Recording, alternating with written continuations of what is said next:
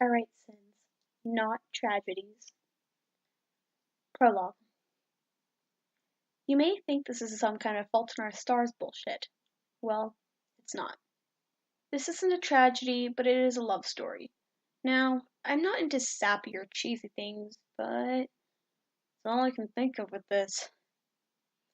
I was 12 when I met the love of my life, Elliot Czar. He was amazing. For the longest time, all we did was roleplay cheesy love stories as anime characters.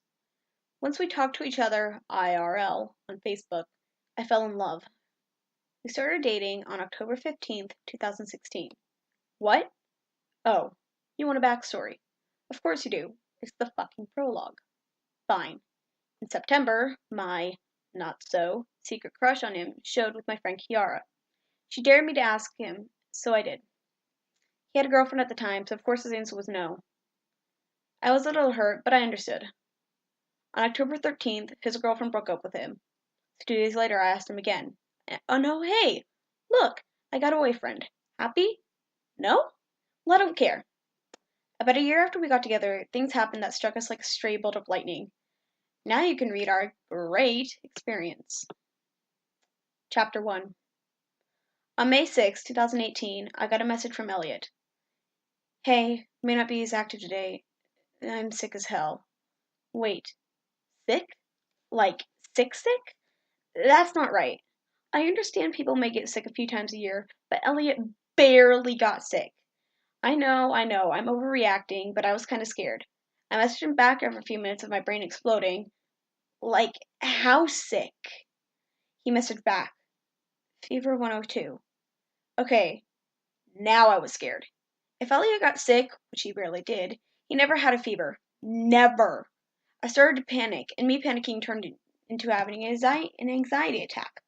Guess who was in the hospital because his mom thought he was having a heart attack? Yup, me.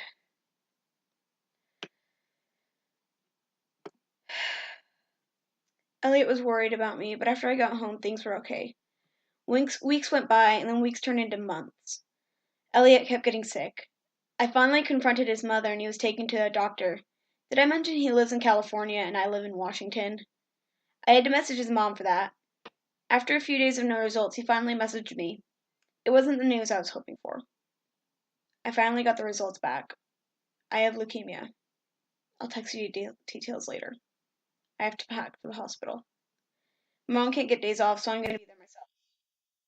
Love you. I sat there in shock. Leukemia?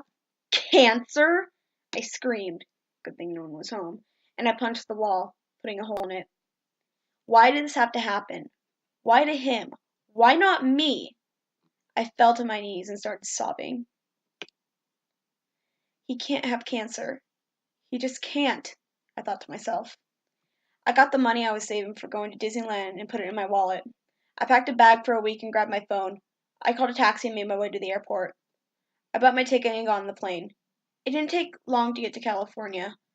Once I made my way to the hospital and was in it and went to his room, I didn't tell him I was coming, so when I got there he was very surprised. I set my stuff down and hugged him tighter than ever before. He had an IV drip in his left hand and some type of liquid was dripping from it. I held his other hand and closed my eyes as tears streamed down my face. On the whiteboard, hanging on the wall, it clearly said, Elliot Czar, Dr. Schurz, Nurse Anna, CNA Nora, Diagnosis AML. I knew what that meant. He had acute myeloid leukemia. Chapter 2.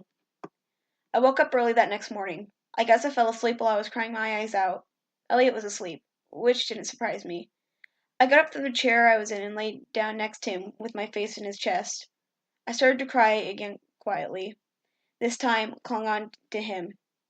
A doctor came in and told me they were putting a Hickman line in his chest, which meant surgery. He wouldn't be able to eat. I only nodded and rubbed the back of his hand. I was only wondering what I'd do if he died. I wondered if I would survive on my own or if I'd just kill myself. Once he woke up, I had to tell him he couldn't eat. He only sighed and nodded. He rested his head against my shoulder, and I wrapped my arms around him. Tears streamed down his face, and he hid his face in the crook of my neck. I ran my fingers through his hair slowly, and he looked at me. Theo? I looked back at him and kissed his forehead. Yeah? What is it? Am I gonna die? His question hurt to hear. Tears streamed down my face and I struggled to answer. No. No, you're not gonna die. You can't. He had a sad, painful smile on his face. But I can't prevent that. You and I both know it. I looked down. He was right. Tears streamed my face again at the thought of losing him. The doctor came in. It was time for his surgery. They took him away and I watched as he got taken away. I lay down in the chair and closed my eyes, prayed that he'd get out soon. I eventually drifted off to sleep as horror dreams filled my head. Chapter 3. I was on my way to California. I was happy. It was the first time I was able to go to California to see Elliot. I was currently in Oregon and I was pretty tired. I laid down on my makeshift bed on the back seat of the car. I closed my eyes and it only felt like a second before my mom yelled, "California!" I shut awake and smiled. I'd get to see the love of my life really soon. I looked out the window and smiled brightly. We pulled up at his house and I ran to the door. I knocked on the door and waited. He opened the door and we both just stood there for a moment. We hugged each other tightly and started to cry. It was the happiest moment of our lives. He picked me up and took me to his room. We had left our place around noon, so it was late when we got there. I yawned and laid on his bed and he laid next to me. I gave him a quick kiss and not long after I fell asleep. When I woke up that next morning, Elliot was asleep, but he seemed to be in pain. I pulled the blanket down and blood seemed to be spilling from his chest. "Elliot!" I exclaimed. I looked down at the bed and saw a knife, along with the window open. How could I not have heard it? I grabbed some gauze from my bag, ripped his shirt off, and held the gauze to the wounds and applied pressure. I held it there until the bleeding slowed down, but then I gently cleaned and dressed the wound on his chest. There was no one on the blanket, but there was a lot on his shirt and sheets. I pulled up my phone and called the cops to make sure whoever did this was found. Chapter 4. I woke when a nurse tapped my shoulder. Elliot was out of surgery, but still asleep. My dream was horrible, but not fiction. That was a memory I'd love to forget. I sighed at the horrid memory, but I couldn't remember what else happened that day. The nurse showed me how to change the dressing on the Hickman line, even though I already knew. Once she left, I carefully laid next to Elliot and fell back asleep next to him. I had really hoped that I didn't get another pain-filled memory from the past, and lucky for me, I didn't. I woke up the next morning, and to my surprise, Elliot was already awake. "Morning," he said cheerfully. "Morning," I said back. I was really tired, and I didn't know why.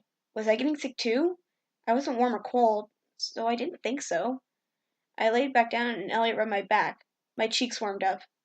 Maybe I was sick. No, I was in love. I was always in love, but being next to him made me fall in love all over again. I leaned into him and closed my eyes. I didn't fall asleep, but it felt good for him to rub my back, until it reached one spot. I yelped in pain. He quickly pulled away. "What's wrong?" he asked with a worried expression.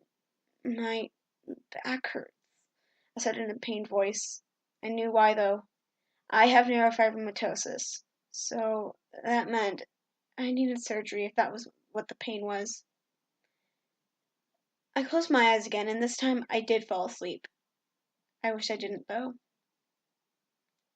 Chapter 5. I was talking with the police about what happened. They took the evidence away and I sat with Elliot. He was asleep. I growled quietly and popped my knuckles to prevent putting a hole in his wall like the one in my wall. I was mad. Very mad. I ran my fingers through his hair and he started to calm down. He was so cute when he was asleep. I smiled as a shade of blush showed up on my cheeks. I had him close to me protectively, but he didn't move. I shook him softly and he woke up. He managed to stop. I ran my fingers through his hair again and shushed him. "Don't talk. You're still weak." He nuzzled me and yawned. He fell back asleep a little later, and I did too. I woke up to hear a window breaking, but it wasn't Elliot's. It was his best friend and neighbor's window. I ran outside and noticed someone running away, a trail of blood behind. I called 911 and went into his friend's house. I stood in shock. His best friend Dustin was on the floor in a pool of his own blood. I ran over to him and he weakly looked at me.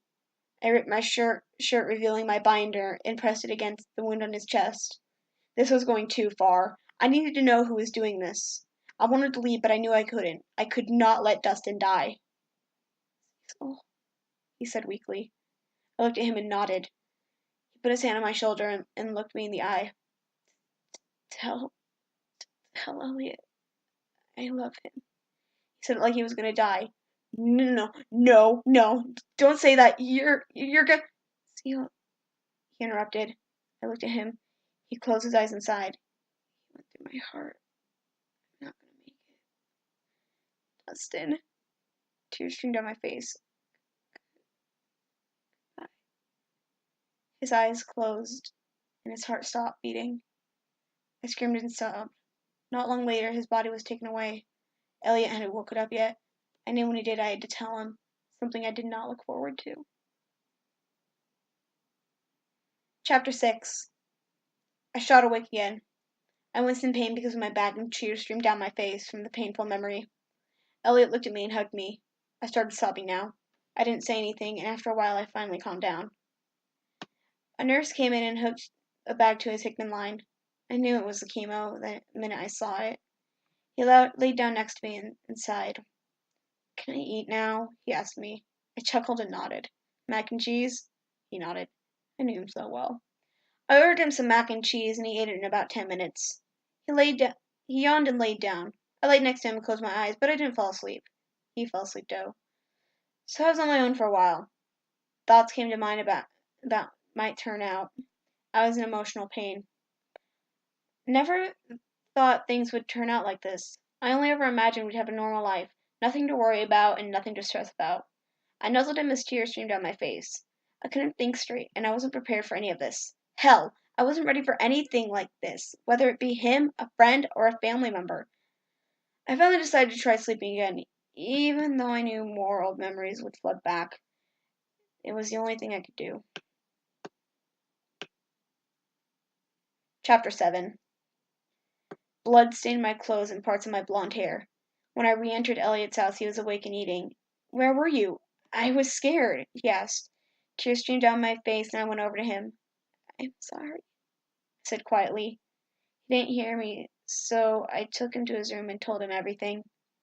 He hugged me tightly and started sobbing. I rubbed his back and nuzzled his neck. I'm sorry, I said again, this time loud enough for him to hear.